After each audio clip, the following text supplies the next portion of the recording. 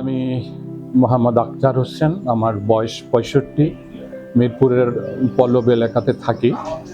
তো আমাদের এখানেই 11.5 নম্বর রোডের উপরে একটি ফিজিওথেরাপি সেন্টার সিএস কেয়ার আছে। তো আমি আমার 2 ঘাড়ের জয়েন্টের ব্যথা নিয়ে, এটাকে বলা হয় ফ্রোজেন শোল্ডার, এই কমপ্লেন নিয়ে আমি এখানে আসি এবং আমার ফিজিওথেরাপির ব্যবস্থা করা হয়। আজকে পর্যন্ত আমি মোট 8টি সেশন নিয়েছি এবং আমি প্রথম থেকেই যেটা খেয়াল করেছি যে ওনাদের সমস্ত ধরনের সহযোগিতা এবং সার্ভিস আমার মনোভূত হয়েছে এবং এটা অবশ্যই ভালো।